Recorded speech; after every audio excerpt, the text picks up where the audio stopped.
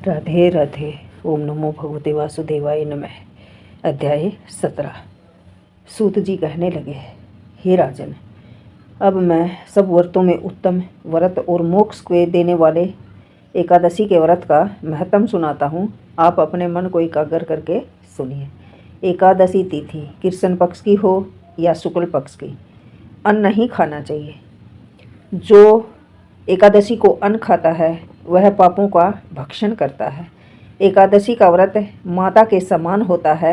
जैसे माँ अपने बच्चों की रक्षा करती है, इसी तरह एकादशी का व्रत भी रक्षा करता है। नारद जी कहने लगे, हे राजन, अब एक मैं पुराना इतिहास सुनाता हूँ। आप मन को एकाग्र करके सुनिए। नर्मदा के तट पर गालव ऋषि का एक बहुत सुंदर आश्रम था। गालव ऋषि का एक पुत्र था जिसका नाम भद्रशील था। भद्रशील विष्णु का परम भगत था। वो विष्णु भगवान की बहुत पूजा पाठ करता था और वह बच्चों के साथ भी भगवान की मूर्ति बनाकर पूजन करता था। साथ ही बच्चों को उपदेश देता कि आप भी भगवान विष्णु का पूजन किया करें, व्रत किया करें, एकादशी का व्रत भी रखें। बच्चों को ऐसा उपदेश देता और वो बच्चों को जैसा उपदेश देता बच्चे भी उसकी बात मानकर वही करते, पूजा पाठ भगवान विष्णु की और एकादशी का व्रत भी करते। एक दिन अपने पुत्र के इस चरित्र को देखकर ऋषि ने कहा, हे पुत्र, तुम सदा भगवान विष्णु की पूजा करते हो और उपदेश भी देते हो बच्चों को कि तुम भी पूजा करो और एकादशी का व्रत करो। ये बात तुम्हें किसने समझाई? ये उपदेश तुम्हें किसने दिया? भद्रशील ने कहा, हे पिताजी, मैं पूरे जन्म में हे पिताजी, मुझे पूर्व जन्म की बात स्मरण है, याद है। मैं आपको पूर्व जन्म का वृत्तांत सुनाता हूँ। पहले जन्म में मेरा जन्म चंद्रवंश में हुआ था। क्रम कीर्ति मेरा नाम था। दत्तात्रेय जी से मैंने शिक्षा दीक्षा ग्रहण की थी।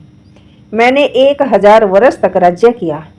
उस काल में मैंने अनेक धर्म कार्य भी किए और पाप भी बहुत किए, परंतु देववंश में बुरी संगत में पड़ गया और वेद मार्ग छोड़कर हे पिताश्री पाखंड मार्ग में चल पड़ा। मेरे इन आचरणों को देखकर प्रजा भी पाप के कार्य करने लगी। इस प्रकार धर्मशास्त्रों में कहे अनुसार प्रजा के पाप का छठा भाग मुझको मिलने लगा, क्योंकि मैं राजा था। एक दिन हम शिकार खेलने के लिए वन में गए, इसलिए सारा दिन भूखे और प्यासे रहे। खाने को कुछ नहीं मिला। घूमते फिरते हम मार्ग भूल गए, रास्ता भटक गए और शाम को नर्मदा नदी के तट पर जा पहुँचे। उस दिन एकादशी का व्रत होने के कारण वहाँ एकत्रित अनेक वैष्णव भगवान का कीर्तन भजन कर रहे थे। मैं भी भूखा प्यासा रहकर रात भर वहीं पड़ा रहा, मगर प्रातःकाल होते ही भूख प्यास से मेरे प्राण निकल गए। उसी समय यमराज के दूत मुझको पापी समझकर मारते पीटते यम के पास ले गए। यमराज ने चित्रगुप्त से मेरे सब पाप और पुण्य का लेखा जोखा मांगा।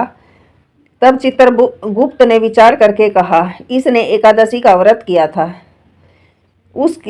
उससे इसके प्राण निकल गए, इस कारण इसके सारे पाप नष्ट हो गए। यह सुनकर यमराज तत्काल अपने सिंहासन से उठकर खड़े हो गए। हाथ जोड़कर मुझसे बोले, क्षमा कीजिए, हमसे भूल हो गई। साथ ही मुझको नमस्कार भी किया। फिर अपने दूतों को धमका कर कहने लगा, जो मनुष्य भगवान के नाम का जाप करता हो उसको कभी भी हमारे पास मत लाओ। जिसने अनजाने में भी एकादशी का व्रत किया हो उसको हमारे पास आने की आवश्यकता नहीं पड़ती। इसके बाद यमराज ने मेरा पूजन किया और फिर मुझको सुंदर विमान में बिठाकर विष्णु लोक को भेज दिया।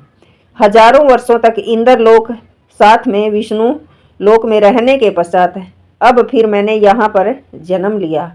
जो कोई इस कथा को पढ़ता है, सुनता है, उसके भी सारे पाप नष्ट हो जाएंगे। इसलिए सब व्रतों में एकादशी व्रत बहुत महान है। राधे राधे। ओम नमो भगवते वासुदेवाय नमः। राजा पृथ्वी नारद जी से पूछने लगे कि हे नारद जी, सब गोपियों से राधा जी ही श्री कृष्ण को क्यों अधिक प्रिय है, तथा कार्तिक मास से में भगवान के साथ उनकी पूजा क्यों की जाती है? यह सब कथा विस्तार पूर्वक हमें बताइए।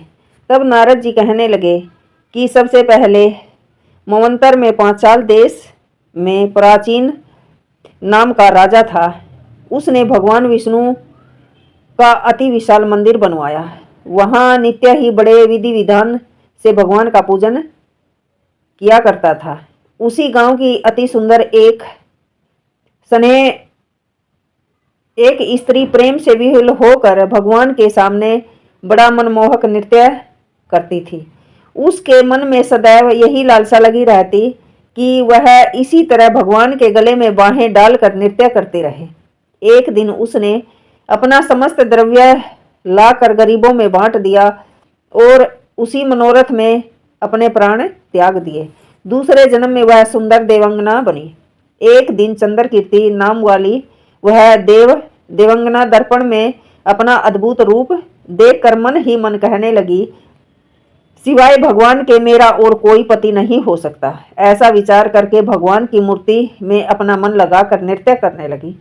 कुछ समय के पश्चात दैत्यों से दुखी होकर समस्त देवता ब्रह्मा जी की शरण में गए। तब ब्रह्मा जी ने भगवान विष्णु के कृष्ण अवतार लेने का संपूर्ण वृत्तांत देवताओं को सुनाया और उनको आज्ञा दी कि देवता ग्वाल बाल एवं देवंगनाएं गोपियों के रूप में जन्म लेकर भगवान की सेवा करें। चंद्रकीर्ति जो देवंगना के रूप में थी, ब्रह्मा जी से प्रार्थना करके बोली कि उसका पूर्व जन्म का मनोरथ पूर्ण होने की आज्ञा दी जाए, जिससे मैं भगवान के साथ नृत्य कर सकूं। तब ब्रह्मा जी ने उसको वरदान दिया कि तुम नंदग्राम में वृषभान गोप के घर में राधा नाम से जन्म लेकर सब गोपियों से अधिक भगवान को प्रिय होगी और भगवान तुमको अपने प्राणों से भी अधिक प्रिय समझेंगे। नारद जी कहते हैं, तो ब्रह्मा जी के वचनों को सत्य करने के लिए भगवान ने श्री कृष्ण अवतार में राधा जी के साथ रास उत्सव में नृत्य किया और उनको